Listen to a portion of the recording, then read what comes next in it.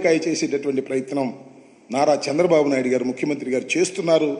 కాబట్టి ప్రజలు దీన్ని అర్థం చేసుకోవాలనేటువంటి ఉద్దేశంతో నేను మీ ముందుకు వచ్చి చెప్పాలని భావంతో వచ్చాను. ఇంకొక మాట చెప్తున్నా, వెరీ వెరీ కాంప్లికేటెడ్ ఏది ఈ పోలవరం ప్రాజెక్ట్ అనేది వెరీ వెరీ కాంప్లికేటెడ్, అంత తేలిగ్గా అర్థం కాదు. ఏంటి అంత అర్థం కాదని గట్టిగా చెబుతున్నారంటే నాకు అర్థం కాలేదు. కాబట్టి నేను అనేక సార్లు విజిట్ చేసి స్టడీ చేసి అనేక మంది అడ్వైజర్తో మాట్లాడిన తర్వాత నేను నిర్ణయం తీసుకున్నా, ఇది ఇప్పుడు పూర్తయ్యేది కాదు అని చెప్పిన మొదటి వ్యక్తిని నేను. ఇవాళ చంద్రబాబు నాయుడు గారికి అదే చెప్తున్నాడు కదా, కొత్త విషయం చెప్తున్నాడు చెప్పండి, నాకు అర్థం కాలేదు. నేను ప్రజలకి మరొక్కసారి అర్థమయ్యే విధంగా నేను దీని మీద ఎక్స్ప్లెయిన్ చేయాలనేటువంటి ఉద్దేశంతో ఉన్నా.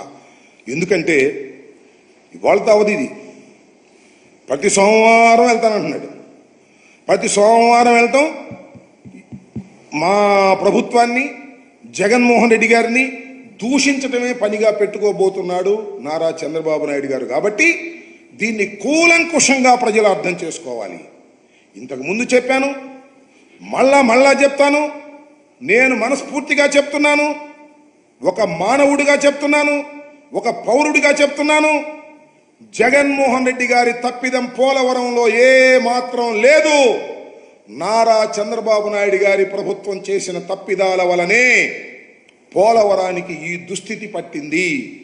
4 సంవత్సరాలకు అవుతుందా, 5 సంవత్సరాలకు అవుతుందా, చివరికి అపర మేధావినని చక్రం తిప్పానని చెప్పుకుంటున్నటువంటి నారా చంద్రబాబు నాయుడు గారు కూడా చెప్పలేని దుస్థితికి రావడానికి కారణం నారా చంద్రబాబు నాయుడు గారి ప్రభుత్వం చేసినటువంటి తప్పిదం తప్ప మరొకటి కాదు అని ఈ సందర్భంగా నేను మనవి చేస్తున్నాను.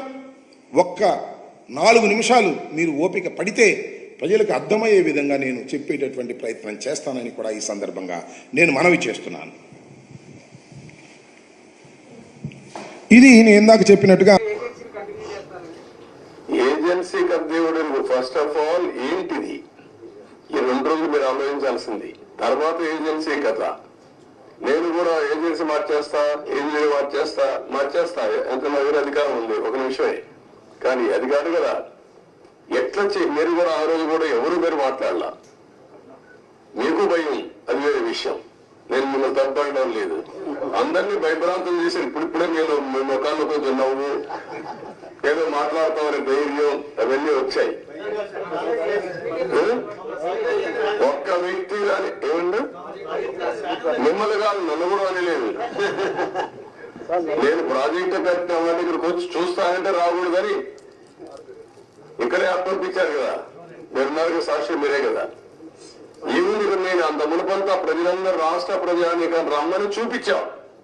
ప్రౌఢి కింద ప్రైవేట్ బస్సులు పెట్టి చేయించాం, భోజనం పెట్టి చూపించాం. ఎందుకు, ఇది ప్రజల ప్రాజెక్ట్. ఇది అప్పుడు వచ్చారు రైనీ సీజన్ మళ్ళీ స్టార్ట్ అవుతుంది, ఫర్దర్ డ్యామేజ్ అవ్వకుండా ప్రివెంటివ్ స్టెప్స్ చేసుకునే అవకాశం ఉందండి. అది కూడా చూడాలి ఎంతవరకు అవకాశం ఉంది. ఇప్పుడు నీళ్లు రావు ఫర్దర్ డ్యామేజ్ కావడానికి, ఎందుకంటే స్వీపేజ్ లో వస్తాయి. ముందు వచ్చినంత ఫోర్స్ మొత్తం నీళ్లలో వచ్చేసాయి కదా, ఆ నీళ్లన్నీ వచ్చి డయాఫామ్ వాల్ మీద పడి సుడిగా ఎక్కడికక్కడ కిందన పైన సుడి తిరిగేసి మొత్తం కొట్టేసింది. సార్ సార్ సార్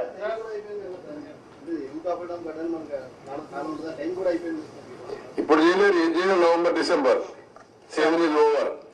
సార్ 2019 నుంచి సార్ ఎవరి దగ్గర చేద్దాం. Good point.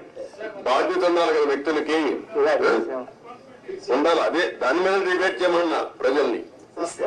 సార్ సీఎం గారు ప్రభుత్వంలో ముఖ్యమంత్రి గారు ఒక రకంగాను, ఒక మంత్రి అనిల్ గారు ఒక రకంగాను, ఇంకో మంత్రి ఏమో వేగంగాను పోలవరం దేని గురించి ఇచ్చేశారు. మనకు దానికి డిఫరెంట్ గా ఏం చేయబోతుంది అంటే ఇప్పుడు ఏం చేయాలని నేను అడుగుతాను మిమ్మల్ని. నేనేం చేయాలని నేను కూడా ఇంకా అధ్యయనం చేస్తున్నా. ఈ రోజు ఒక మాట చెప్పి రేపు ఒక మాట చెప్పి డయాఫాల్ అంటే అది ఎక్కడ కనపడలేదు నాకంటే. అలాంటి మంత్రులు చూసాం, డయాఫాల్ కనపడలేదు మంత్రి. సార్ 2019 నుంచి 2024 వరకు సార్ 2019 నుంచి 2024 వరకు పోరాడు ప్రాజెక్టులు జరిగిన అక్రమాలపై ఏదైనా కమిటీ వేసే అవకాశం ఉందంట. అరే కమిటీ వేద్దామయ్యా, అది కాదు కదా మిమ్మల్ని మీరంతా కూడా ఏంటంటే మీరు ట్రెడిషనల్ గా ఆలోచిస్తున్నారు. మీకు కన్సర్న్ కనపడాలి నాకు. ఒక ఎంక్వైరీ చేసేయండి, యాక్షన్ తీసేసుకోండి, ఏం చేస్తారు మీరు? ఇంత డ్యామేజ్ జరిగింది, ఇన్ని వేల కోట్లు, ఇంత ప్రజల భవిష్యత్, ఇది ఎంత అన్యాయం జరిగింది, అది మీరు డిస్కస్ చేసే బదులు మీరు కూడా ఒక ఎంక్వైరీ చేసేయండి, ఎప్పుడు చేస్తారు చెప్పండి, ప్రాజెక్టు ఎంత అవుతుంది చెప్పేయండి అంటే నాకేదో పెద్ద నాకు తెలిసినట్టు రాసి ఇచ్చేదానికి. సార్ నిర్వాసితులకు సంబంధించి సార్ ప్రాజెక్ట్ గురించి ఒక విషయం పక్కన పెట్టినా, నిర్వాసితుల గురించి ఏంటి సార్?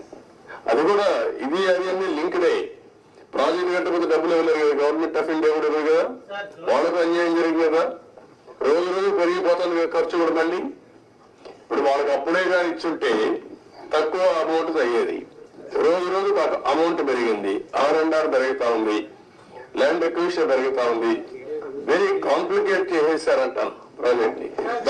Sir 1 minute.